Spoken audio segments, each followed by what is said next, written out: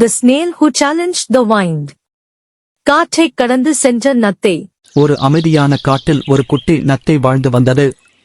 குட்டி நத்தை மிகவும் மெதுவாகச் செல்வாள். ஆனால் அவள் சிந்தனையுள்ளவளும் தைரியமானவளும் ஆவாள்.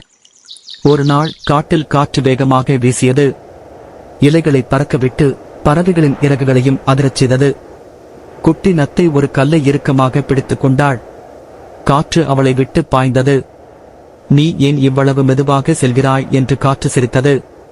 நான் எல்லாவற்றையும் கவனிக்கிறேன். தரையில் கூட சிறிய சந்தோஷங்களை காண்கிறேன் என்று குட்டி நத்தை புன்னகையுடன் சொன்னாள். நீ வாழ்க்கையில் எங்கும் சேர மாட்டாய் என்று காற்று அவளை சுற்றி சிரித்தது. குட்டி நத்தைக்கு காயமாக இருந்தாலும் அவள் வாதம் செய்யவில்லை. அவள் தன்னை நம்பினாள். நாட்கள் சென்றன. குட்டி நத்தை பெரிய மலைக்கு அப்பால் என்ன இருக்கிறது என்று தெரிந்து கொள்ள விரும்பினாள். நீ முடிக்கவே முடியாது என்று காற்று மீண்டும் கிசுகிசுத்தது. குட்டி நத்தை எதற்கும் பதிலளிக்கவில்லை. அவள் பயணத்தை தொடங்கினாள். அவள் தண்ணீர் குளங்களை கடந்து கற்களில் ஏறி துளைகளில் ஊர்ந்து சென்று கொண்டிருந்தாள்.